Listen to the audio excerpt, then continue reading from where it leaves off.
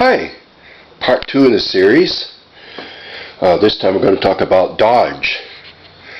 How the Canadian Dodge was different than the American Dodge. Started in '55, Dodge came out with a Plymouth-based car. It looked like a Plymouth from the dashboard back, but then it had the front clip of a Dodge grafted onto it there, and it had the Plymouth dashboard, and everything else on it was Plymouth, taken right off of Plymouth. And then '56 the same way, and then '57 was the same thing again, and then they had a big change in '57 from '56, but they were still the Plymouth body grafted onto a Dodge front end, and they had the Plymouth interior.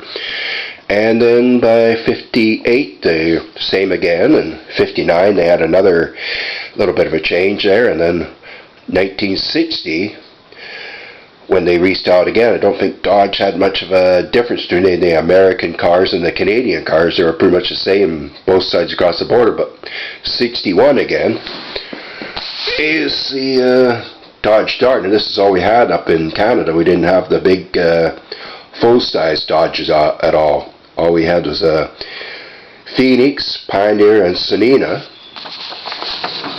And then we had the Valiant, which was the same on both sides of the border. But then the Dodges came with a Plymouth dashboard and a Plymouth interiors that year. And you could get the square steering wheels an option. And it shows the unibody. You could get the slant seats or the V8. And then '62, all we had was the smaller Dodges again. And we didn't have the big Dodge 880s at all. And '63, you can see the Dodge 440, which was top of the line in Canada. Plus it had the Plymouth dashboard again and the interior. And then we had the Dodge 330, was one model down. And Plymouth interior again. And then the base was the 220. And then '64, there was a bit of a change there. They more or less update. Mostly in the grille and the headlights were different. They had '63, you can see they had headlights that were above the other on the both sides there. And then '64, they were straight across. Then we had the Dodge Polara convertible. Let's see, you had the Plymouth dashboard again and interior, and then we had the Dodge 440 and the interior of it. Then we had the station wagon, 330 station wagon. We also had the sedan that year. And then here's the Valiant that we had in Canada. And I hear that the American ones look like were called the Dodge Darts there.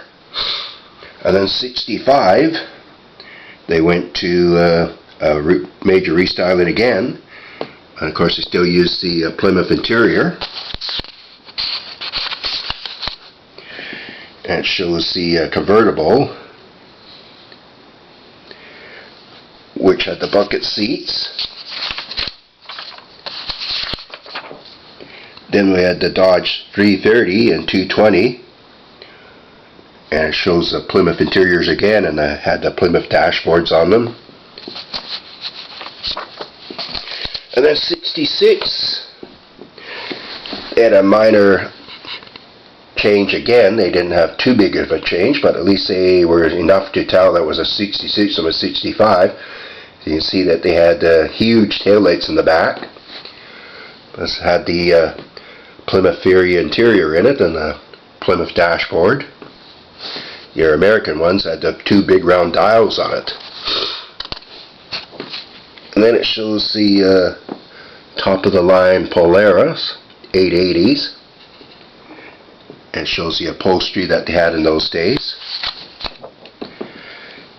And then it had the Polara 440.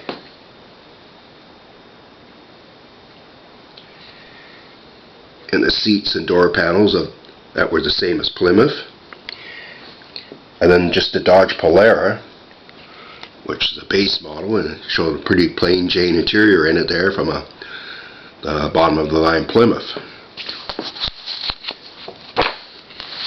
The front end of the Dodge and the back end. And then going to 67, had another major change again. They had restyled, they had a kind of a unusual type rear quarter panels on the roof, which was unique. And then they had the big Delta taillights again, but they were restyled from 66. And it shows a Dodge Polara. It shows the Dodge Polara, the Dodge Monaco, which is top of the line. It had the bucket seats and the console in it. But that year they finally went to a Dodge instrument panel finally. But of course they were still using Plymouth seats and door panels. So we had the Dodge Monaco 500, and then the Dodge Monaco 500 convertible, and then the Dodge Monaco again. And you see it had the Plymouth seats in it. Then we had the Dodge Polara 500 and the four-door sedan, and it shows the front seat of the Polara 500. And then it was just the base Dodge Polara and Polara station wagon, and the interior they had. It shows a rear view of the Dodge Monaco. And 68 did it and upgraded again. They pretty much kept the same body style, but of course they restyled the grille and side trim and tail lights, etc. And it shows the Dodge Monaco 500, which is top of the line. Of course they had the Dodge instrument panel again, but still use the Plymouth seats and door panels. And then it shows the Dodge Monaco four-door hardtop.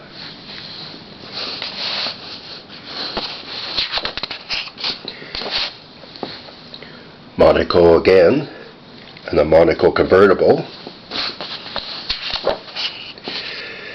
And it shows a Dodge Monaco 500. Hardtop and convertible. Then with the Monaco again, they had the two-door hardtop convertible, four-door hardtop, four-door sedan, and the wood panel station wagon. And there's the upholstery, all vinyl upholstery you could get for the Monaco, which was quite nice, but still same as a Plymouth offered. Then there was just the straight Polara base model. And you see the Plymouth interior again. And then they had the Polara 500, which came in a two-door hardtop, four-door sedan and station wagon, and then they had that's just a plain Polara. And it shows the upholstery of the 500 Polara. And just the colors that they came with that year. And it came with 23 safety features, all standard. And then going to 69, they had another major restyle. And then you could get an optional super light on the front grille on the higher line models. It shows how they changed from 68, and then there's the upholstery you could get for the Dodge Monaco. And then it shows the seats and the console and door panels of the Monaco. And they were still using a Dodge instrument panel that year too. It shows the Dodge Monaco two-door hardtop. And it's got the station wagon, Polara station wagon.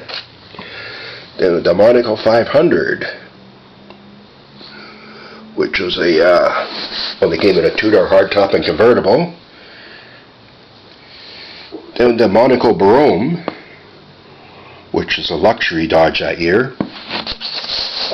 And then we had just the Monaco, which came in 2 and 4 door hardtops, convertible 4-door sedan, and wood paneled station wagon. And showed the interior that was basically the same as Plymouth again, but used Dodge instrument panel. And then the Polara 500 and the interior, and the Polara. It shows the options. You get 8-track, and then your super light you could get as an option. It shows the optional wheels and the tilt wheel you get. And then finally 1970 was about the last year where they had any real major changes from the US ones there. It seemed like after 70 it seemed like all the cars got pretty much the same on both sides of the border. And it shows a 4-door sedan and a wood paneled station wagon and the Monaco 500 Brougham. It shows the seats it had in the Brougham, which are pretty nice. And then the Monaco 500, which again had the Plymouth interior. And there was just a straight Monaco, 2-door hardtop, 4-door hardtop, and 4-door sedan and station wagon. It shows the interior of it. Looks like the seats are pretty much the same in the Monaco as they were in the 500 that year. Then we had the Polara, and it shows the seats in the Polara. And it still had the super light on it. And the Polara Custom, 2-door hardtop, 4-door sedan, station wagon, and then the base Polara, which Curiosity came in a convertible and a 4-door sedan and a station wagon. It shows the instrument panel, which is all Dodge. Shows the radio options and wheels. And the rear view of the Polara. Now we'll go to the Valiant and show you the difference in the Valiants now. Here's a 64 Valiant, and apparently our Valiants are basically your Dodge Darts down in this across the border. And there's the Valiant again, a V200, and the interior, and a Valiant V100, which is the bottom of the line, and the base interior. And the station wagon, and the seats and door panels, and the instrument panel. Then we'll go to 65 Valiant, so you can see the difference in the 65 Valiant. So they had 2 different body styles that year. They had the V Signet, which is this model, and it came in a 2-door hardtop and convertible. And it shows a Valiant Custom 200, and then the Valiant 100 and the interior, and it had the Barracuda,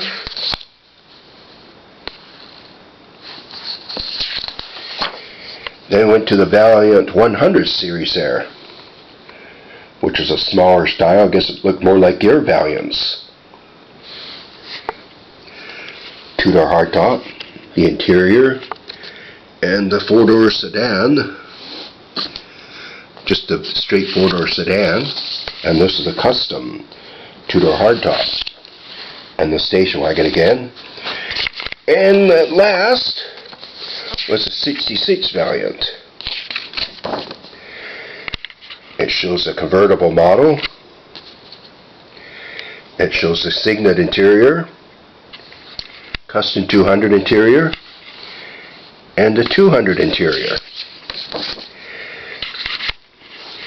And it shows the Signet 2-door hardtop and custom 2-door hardtop.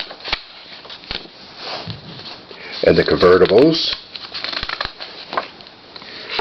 And it shows the instrument panel on the Valiant. It shows the models that you could get that year. Well, that's it on the Valiants, and I hope you enjoyed the video. Bye for now.